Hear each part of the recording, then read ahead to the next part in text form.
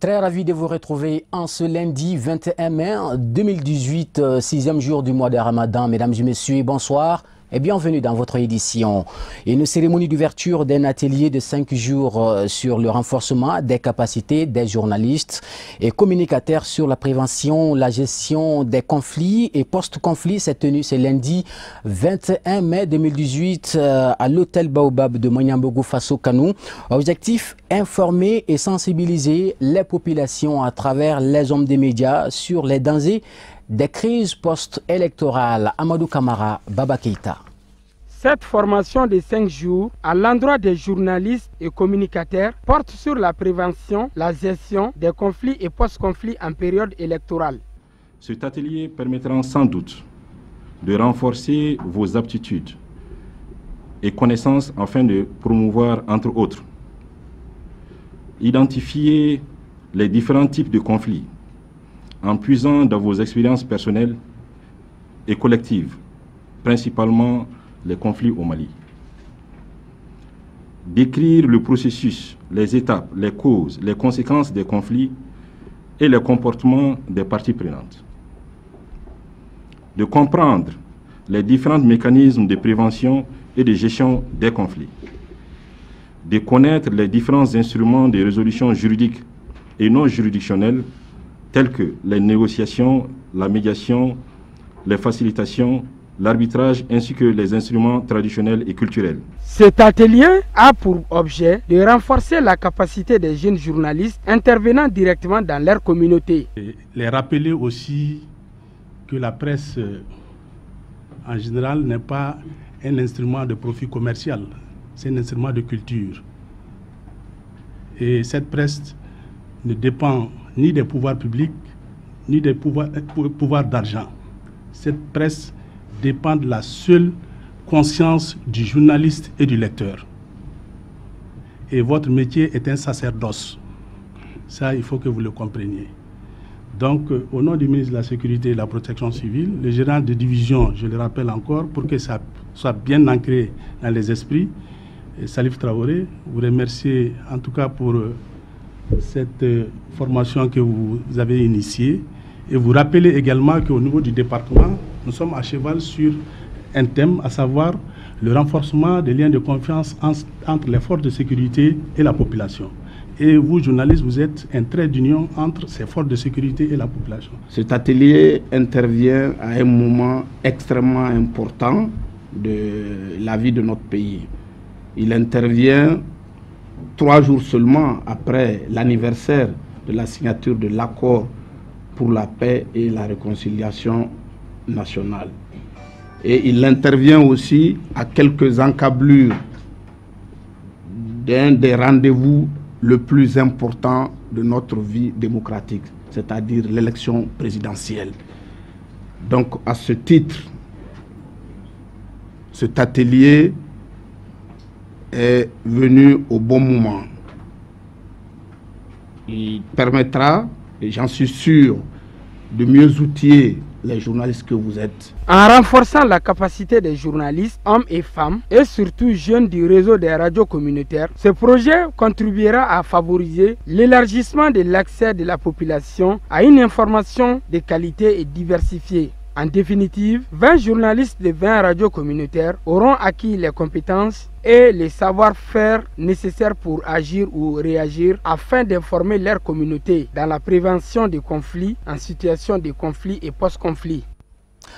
Cap sur la 3e région administrative du Mali, précisément dans le cercle de Bougouni, où le président des forces alternatives pour le renouveau et l'émergence, autrement dit Phare Ankawili, Modibo Sidibé, a rendu une visite de courtoisie à la population de la commune de Dogo, située dans le cercle de Bougouni. L'objectif de cette sortie était d'échanger avec sa base et implanter davantage le parti dans le cercle en vue des préparatifs de l'élection présidentielle du 29 juillet prochain. Nos envoyés spéciaux, Hamadoun Diallo, Abdoulaye Sogoudou. Accompagné d'une forte délégation, le président des FAR, Ankawili Modibo Sidibé, est candidat du nouveau pôle politique à l'élection présidentielle du 29 juillet prochain, a été accueilli par une foule en liesse à Dogo dans le cercle de Bougouni. À travers cette visite, la sous-section du parti a réussi le pari de l'organisation à quelques jours seulement après la démission du député Bakari Doumbia, élu des FAR Ankawili dans la circonscription électorale du cercle de Bougouni. Nous sommes venus à Bana. Vous savez, Bana fait partie du cercle de Bougouni. Bana est composé de 85 villages. Vous savez, on avait un représentant ici, notre député qui s'appelle Bakari Wayo, que nous avons fait un faux bond. Et l'information que nous avons reçue, ils nous ont dit que il n'y a plus de phare ici à Bana. Les phares n'existent plus ici. Mais on est venu ici, vous avez vu. Vous avez vu, on n'a jamais été accueillis de telle manière ici à Bana. Et ça, c'est la première fois dans l'histoire. Nous remercions les habitants de Bana. Nous félicitons les habitants de Bana. Ce qu'ils ont fait, l'accueil chaleureux qu'ils ont eu à réserver au président Modibo. Les femmes et les jeunes de la commune de Dogo ont exprimé tout leur attachement et leur engagement sans faille à soutenir la candidature de Modibo Sidibé à l'élection présidentielle du 29 juillet prochain. Ils ont aussi évoqué beaucoup d'autres besoins d'ordre socio-éducatif auxquels le village est confronté. Quant au président des forces alternatives pour le renouveau et l'émergence, FAR Ankawili, il s'est dit déterminé à répondre aux difficultés actuelles qui se posent dans la commune de Dogo avant de s'allier la qualité de la mobilisation réservée à sa délégation. Il a ensuite invité les militantes et militants du parti à l'Union sacrée pour relever les défis de l'heure. Et nous avons ici une sous-section en appui avec la section de Bougouni, qui a souhaité vivement qu'une forte délégation nationale vienne pour bien montrer que les phares sont bien présentes à Dogo. Et nous sommes venus dans ce cadre-là pour non seulement conforter la sous-section et la section, également dialoguer avec la population dans le cadre des rencontres que nous faisons. Et nous avons eu la grande surprise de voir que l'ensemble des populations, telles qu'on les avait connues et plus encore, étaient présentes pour nous accueillir, pour discuter, échanger avec nous, pour nous réaffirmer la confiance qu'ils ont à nos élus qui sont ici et qui sont véritablement en train de faire la politique autrement. Nous avons proposé une approche et une vision du développement de notre pays qui doit être construit, qui doit être pensé et planifié, mais en même temps qui doit répondre à un certain nombre de préoccupations immédiates et dans la durée. Nous sommes conscients qu'il faut développer un programme sécuritaire, un programme de redressement du Mali sur quelques mois, le temps de reconstruire notre système de défense et de sécurité. Et nous permettra également d'avoir ce débat, ce dialogue national refondateur de nos institutions et qui, à partir des schémas consensuels de développement, permettra à chaque Malienne et chaque Malien de se prononcer sur un aménagement consensuel équilibré, équitable et prévisible du pays. Je voudrais remercier les populations de Dogo. Je voudrais remercier tous nos élus, tous nos maires. Remercier également tous les militants phares, mais également tous ceux qui sont là. Toute cette jeunesse qui vibre, qui entend prendre son envol, qui entend en être. Et avec nous, il est sûr et certain qu'ils en seront. Des prières pour le retour de la paix et la tenue des élections crédibles et apaisées au Mali ont été formulées avant de clôturer la cérémonie. Autre actualité signée en grande pompe à Bamako le 15 mai 2015 entre le gouvernement du Mali et les groupes armés dont la coordination des mouvements de l'Azawad, le Mouvement national pour la libération de l'Azawad et le Haut Conseil pour l'unité de l'Azawad, entre autres l'accord pour la paix et la réconciliation issu du processus d'Alger. À 3 ans déjà, censé ramener la paix et l'entente entre les fils du pays. La mise en œuvre effective de l'accord connaît jusque-là des blocages et les avis sur la raison d'être du dit accord sont mitigés. Propos recueillis par Abdelkarim Sako, Samba Traoré. Cet accord aujourd'hui, moi je dirais, ça a porté ses fruits parce que l'accord traite au moins 4 questions essentielles, à savoir la question politique institutionnelle, des questions défense et sécuritaire, et des questions socio-économiques et culturelles, et des questions de réconciliation, paix et justice. Et rien que ces 4 grandes thématiques, on peut dire que l'accord a été un grand apport par rapport à la recherche de la paix et le vivre ensemble. On peut dire que l'accord n'a pas apporté beaucoup de choses au peuple malien. par rapport au retour effectif de nos militaires, de l'administration sur toute l'étendue du territoire, ce qui reste encore un défaut par rapport à ce qui a été dit. Parce que quand on prend l'accord, on avait dit que les retours des réfugiés, en même temps de l'administration sur toute l'étendue du territoire, et si on va dans le nord du pays, on voit effectivement qu'il n'y a pas cela, parce que l'armée même n'est pas à Kidal. Pendant 3 ans, nous sommes là, il y a un accord qui a été signé depuis le 15 mai. Du 15 mai au 15 mai 2015 au 15 mai 2018, il n'y a eu pas vraiment d'avancement sur le présent accord. Vous serez d'accord avec moi qu'en 2012, même à Bamako, on avait peur. Et même si aujourd'hui, certains disent que le Mali, partout, c'est pas libre, moi je dirais le contraire. C'est vrai, il y a des difficultés dans certaines localités, mais aujourd'hui, vous êtes d'accord avec moi que les forces de défense sécuritaires de la République du Mali sont aujourd'hui à Kidal. Ça, c'est vraiment une avancée importante. L'accord en tant que tel est mal interprété même par les autorités politiques, que ce soit de la majorité ou bien de l'opposition. Quand on entend la majorité parler de l'accord, on se dit que c'est une très bonne chose pour le Mali.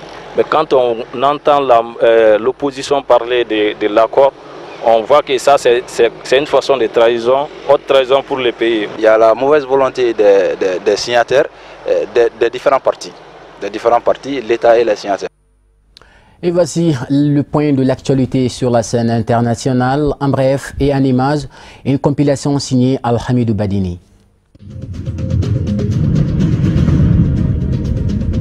L'annonce officielle des résultats du référendum constitutionnel du 17 mai au Burundi a eu lieu ce lundi après-midi. Les résultats définitifs seront validés ultérieurement par la Cour constitutionnelle. L'opposition s'est étonnée dimanche que 3 jours après le vote, aucun chiffre n'ait encore été donné par la CENI, qui a justifié ce délai par le fait qu'elle attendait que tous les procès-verbaux en provenance des bureaux de vote lui aient été adressés pour s'exprimer. Les seuls résultats disponibles ont été publiés par un collectif de 15 radios publiques et privées œuvrant sous l'égide du ministère en charge des médias. Si elle est adoptée, la nouvelle constitution pourrait permettre au président Pierre Nkurunziza de rester en poste jusqu'en 2034 en l'autorisant à briguer 2 mandats de 7 ans à partir de 2020.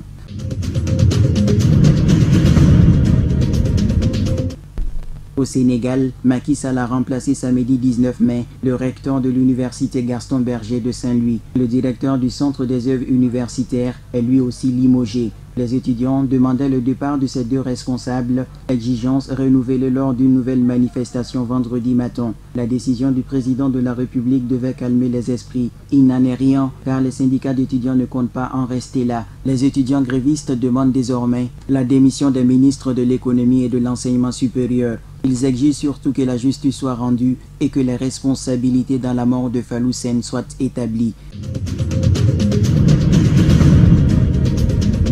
Accusé d'atteinte à la sécurité de l'État, notamment d'avoir voulu attenter à la vie du président congolais Denis Sassou Nguesso, le général Norbert Dabira écope de 5 ans d'emprisonnement ferme. Les différentes parties au procès n'ont pas la même appréciation du jugement rendu. Le condamné a refusé de se pourvoir en cassation. 5 jours, c'est le temps qu'il a fallu pour juger le général Norbert Dabira, longtemps proche du président Denis Sassou Nguesso. Le général Dabira est le 2e officier condamné en moins de 10 jours, après la condamnation de l'ancien chef d'état-major Jean-Marie Michel Mokoko le 11 mai dernier, également pour atteinte à la sécurité intérieure de l'État. Le président sud-africain Cyril Ramaphosa a reconnu samedi le manque de progrès dans la redistribution des terres au profit de la majorité noire depuis la fin officielle de l'apartheid en 1994. Un sujet brûlant à l'approche des élections de 2019. Depuis son arrivée au pouvoir en février, le président Ramaphosa s'est engagé à accélérer la réforme de la terre destinée à réparer l'injustice historique grave commise à l'égard de la majorité noire pendant l'apartheid. Le régime de l'apartheid avait accordé 87% des terres à la minorité blanche et seulement 13% à la majorité noire. à son accession au pouvoir en 1994 avec l'élection à la présidence de Nelson Mandela qui a coïncidé avec l'avènement de la démocratie en Afrique du Sud. L'ANC avait fait du sujet de la terre l'une de ses priorités. Mais le président Ramaphosa a concédé samedi que le manque de progrès enregistré dans ce domaine depuis 1994 pouvait être en grande partie imputable à la faiblesse des institutions, l'incohérence des législations, une mauvaise allocation des ressources ou encore la corruption.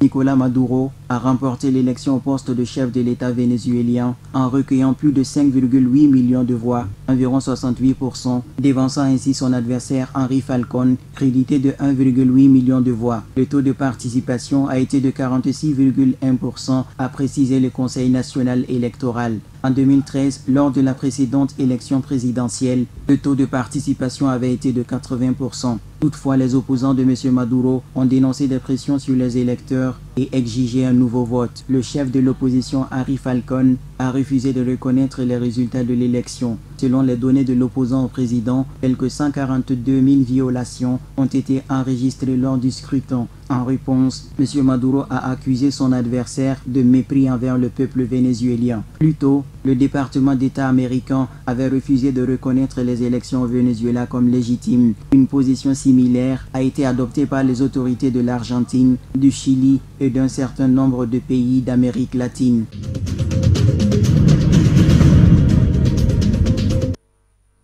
Et puis, avant de boucler votre journal, un mot de sport. Match retour des deuxième tour des éliminatoires de la CAN Junior Niger 2019. Les Aiglons du Mali se sont qualifiés pour le tour suivant en battant les Tarifs Stars de la Tanzanie par un score de 4-1. C'était le dimanche 20 mai 2018 au stade Omnisport Modibo Keita. Reportage Youssouf Koulibaly, Ibrahim Koulibaly. Vainqueurs de 2-1 à Dar Salam lors du match aller, les Aiglons du Mali ont confirmé leur suprématie à domicile. Décidés à ne rien relâcher face à un adversaire athlétique prêt à lui rendre la monnaie, le public malien n'aura son salut que sur un corner du Fodé Konaté. Hadji Dramé, en plein axe, se démarque de son vis-à-vis et trompe la vigilance du portier tanzanien. 1-0, c'est le score à la mi-temps. À la reprise, les Aiglons mettent la pression sur la défense des visiteurs et obtiennent un pénalty à la 47e minute. Diadje Samadjare s'en charge du cul et transcrit la sentence. Profitant d'une action collective à la 60e minute, Kiabo Habibou Hadji réduit le score pour les Tanzaniens. 2 minutes plus tard, les Aiglons imitent les Taifa Stars Junior du Tanzanie et aggravent le score par Mamadou Samatou. Comme si cela ne suffisait pas, le portier tanzanien Kawili Ramadani Anam marche sur la balle dans sa propre surface. Mamadou Traoré profite de cette bourde et inscrit le 4e but à la 65e minute. 4-1, c'est le score final. Bon, on a très bien préparé ce match-là, mentalement, moralement et psychologiquement. Déjà, c'était la première fois pour certains joueurs de jouer ici à Bamako, dans ce stade-là. Donc nous, on a l'habitude de jouer ici en championnat, mais avec l'équipe nationale, c'est aussi une première pour moi. Donc tous ensemble, on a su gérer ça ensemble. On s'est parlé mutuellement avec l'aide des encadreurs. Donc on a pu mieux aborder ce match et on a fini par faire une belle victoire. Bon, on est très content, on a été concentré du début jusqu'à la fin. On a écouté les consignes du coach, donc ça nous a facilité le match. Les jeunes ils ont montré qu'ils ont la volonté. Bien vrai qu'on n'a pas assez de temps ensemble. Je savais que cette équipe vont venir essayer de nous attaquer à bloc, nous donner tout pour qu'ils puissent marquer un but et deuxième temps essayer d'aggraver. On a été très solide, très impact. La mi-temps, avant la fin de la mi-temps, on a arrivé à marquer un but. C'est déjà démoralisé. Et en deuxième mi-temps, au début, j'ai dit non, on y va. Et on a fait encore en 2 minutes, encore on a marqué le tour. C'est ce qui a fait la différence. Je pense qu'avec la volonté, la détermination, l'engagement que les uns et les autres avaient, je pense que le Mali mérite la qualification. Ayant pu se qualifier difficilement face au crâne de l'Ouganda, les Lions du Cameroun affronteront les Aiglons du Mali à Yaoundé le 13 juillet 2018 pour le compte du 3e et dernier tour. Voilà, point final à votre journal de ce lundi 21 mai 2018. Merci à vous de l'avoir suivi. Dans moins de 2 heures, votre bulletin d'information en langue nationale bamanankan vous sera présenté par Ousmane Sogoré. Je vous retrouve demain, Inch'Allah.